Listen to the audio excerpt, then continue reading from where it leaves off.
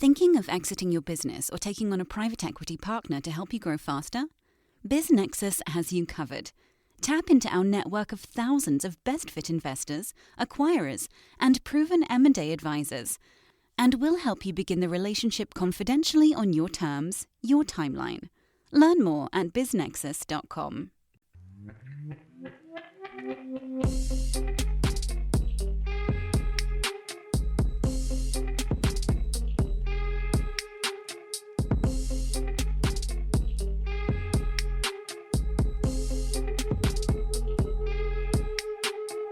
Disclaimer from the always present legal team. Podcast conversations don't necessarily reflect the views of BizNexus Incorporated. Everything you hear is informational news and updates from around the industry. We're not recommending any investments. We're not offering any investment advice. Be sure to do your own homework.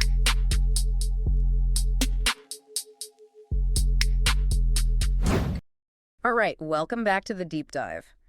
We're all about getting to the point, right? Cutting through the noise and getting right to what matters. Today, we're diving headfirst into something that really caught our eye. Yeah, this one's big. The Small Business Administration, the SBA, is undergoing a pretty dramatic reorganization. And we're not talking about a little reshuffling here. Not at all. This is a full-on system reboot, and we need to unpack it. We've been digging into some sources that lay out exactly what the SBA is proposing and why. Exactly. And that's what we're here to do today. Unpack the reasoning behind this, see how they're planning to make these changes, and explore what this might mean for small businesses out there, especially those in that lower middle market space that we always like to keep an eye on. Right on target. Now, anytime an agency as impactful as the SBA makes a move like this, the first question has to be, why? Absolutely. Got to understand the motivations. And the SBA, they're very upfront about their reasoning.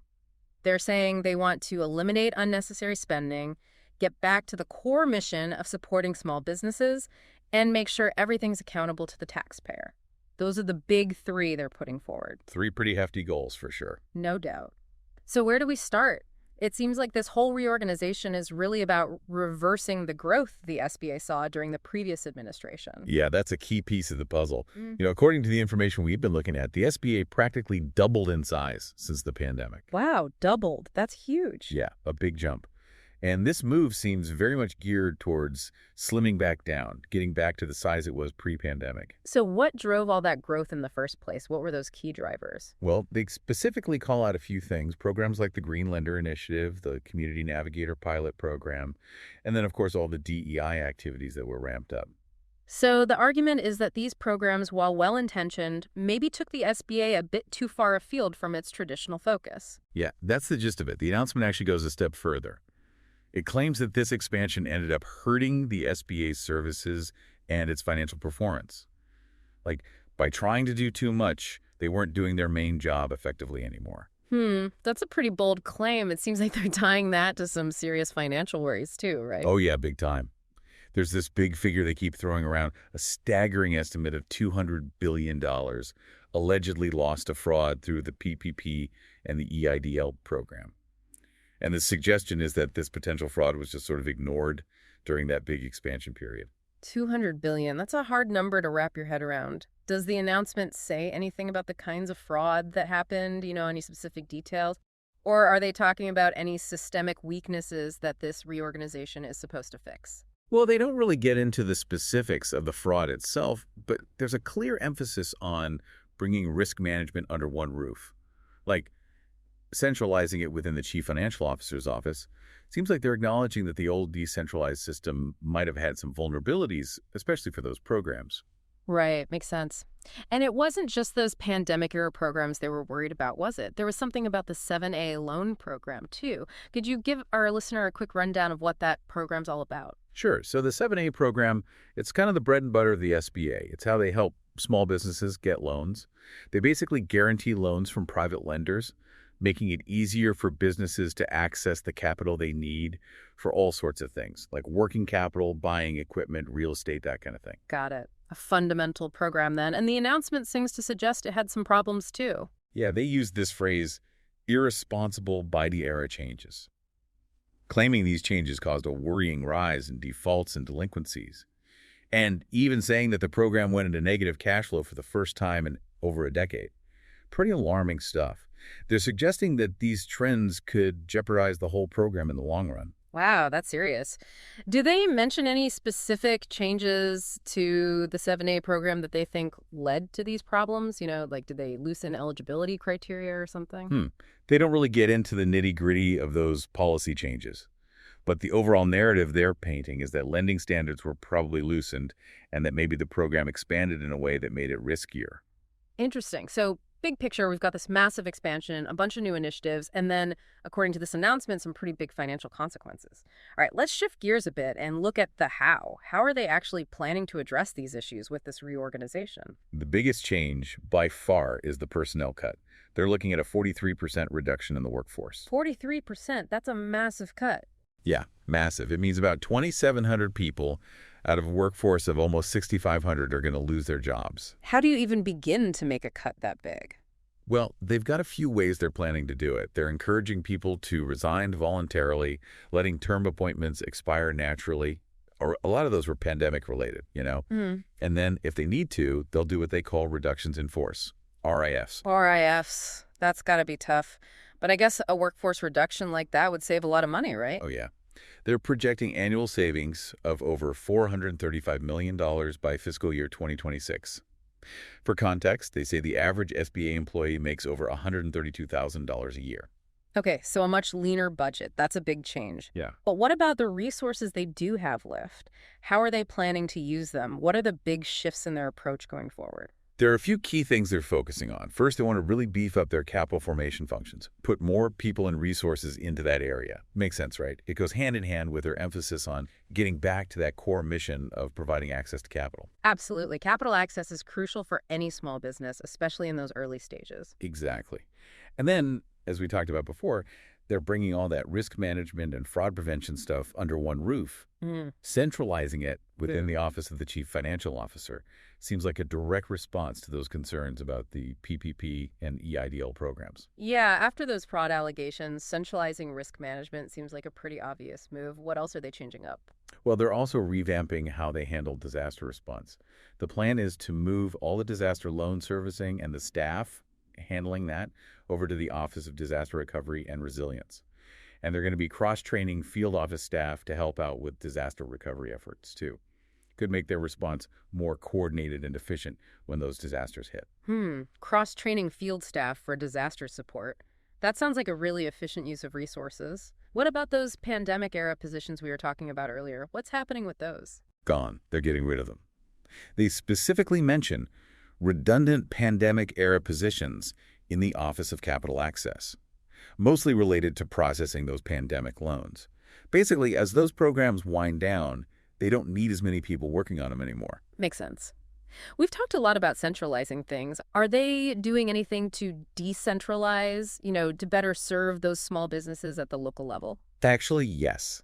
A big part of this reorganization is making sure they have a strong presence in those local communities. They want 30% of their workforce to be based in field offices.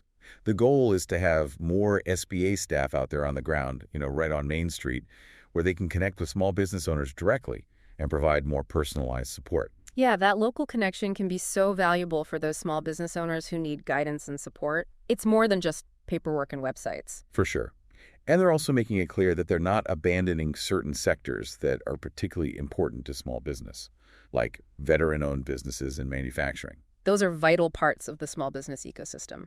Absolutely. The announcement specifically says that they're keeping the staffing levels the same for the Office of Veterans Business Development and the Office of Manufacturing and Trade. So they're still committed to supporting those businesses. Good to hear. It's also encouraging that they're keeping some of the oversight functions in place too, right? Definitely. They're protecting the Office of Advocacy, which is like the independent voice for small businesses within the government. And they're not touching the Office of the Inspector General either, at least not for now. That's the office that audits and investigates the SBA's programs. So even with all these changes, they're still emphasizing accountability and making sure things are being done right. So taking a step back, it looks like this whole reorganization boils down to streamlining operations and getting back to what they see as the SBA's fundamental purpose. A back-to-basics kind of approach. That's a great way to put it. They're really hammering home this idea of returning to the SBA's founding mission. Over and over again, they talk about getting back to those core functions, providing capital, supporting innovation, helping veteran-owned businesses, working directly with businesses in the field, and delivering disaster relief quickly and effectively. They're basically saying that the agency strayed from that core focus and needs to get back on track. And SBA Administrator Kelly Loeffler, her statement in this announcement really drives that point home. She doesn't mince words, that's for sure. She says the SBA has veered off track and turned into a sprawling leviathan. That's quite an image. Yeah, definitely paints a picture. And she specifically calls out what she sees as mission creep, financial mismanagement, and waste. She argues that the SBA got too focused on pushing a partisan political agenda and lost sight of its responsibility to serve small businesses effectively. And she's very clear about her goals. She wants to bring the SBA's staffing back down to the level it was at during the previous administration and make sure their priorities are on promoting private sector growth and providing efficient disaster relief. It's a pretty clear signal that they intend to take the agency in a whole new direction. Okay, so lots of change on the horizon. But in the middle of all this upheaval, the announcement does try to reassure everyone that the essential services will stay intact. They explicitly state that loan guarantees, disaster assistance programs, field operations, and programs for veterans will not be affected. Yeah, it's important for people to hear that. Of course, only time will tell how things actually play out. Yeah. But it sounds like they're trying to minimize disruption to those core services. Right, that makes sense. Now let's bring this back to our listeners who, as you know, are often particularly interested in the lower middle market. How do you think these changes at the SBA might impact that segment of the business landscape? That's a great question. Well, while they're not rolling out any specific programs just for the lower middle market, the idea is that if the SBA is more efficient and focused overall, everyone benefits, including those lower middle market businesses. Right. A rising tide lifts all boats. Exactly. If they can really improve those core functions, making it easier to get capital, creating an environment where small businesses can thrive that helps everyone within that small business definition, and that includes the lower middle market, a more streamlined, more accountable SBA could mean better resources and more effective support for those businesses, which are so crucial to our economy. They are the backbone, really, and access to capital, a stable environment, those are things every business needs to grow, especially in that lower middle market space. Absolutely. Those are the foundations. And those are the areas this reorganization is really emphasizing. So let's wrap this up with a quick recap. The SBA is going through a major reorganization. They want to reverse the expansion of recent years, address those big financial concerns we talked about, and get back to focusing on what they see as their fundamental mission. Exactly. A big part of that is a huge reduction in their workforce. They're also shifting resources around to support those core functions they're emphasizing. And it all boils down to a pretty fundamental difference in philosophy about the SBA's role, right? Should they be involved in a wide range of social and economic programs, or should they stick to those traditional business support functions? That's the big question at the heart of this. It is. And that's something for our listeners to think about.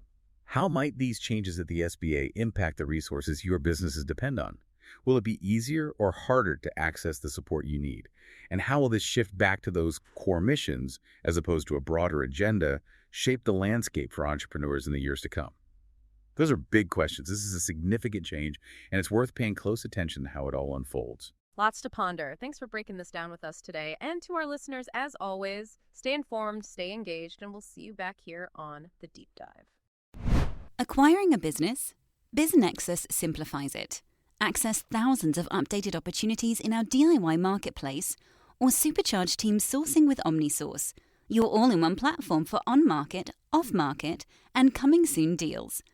Scale smarter today. Learn more or book a demo at www.biznexus.com.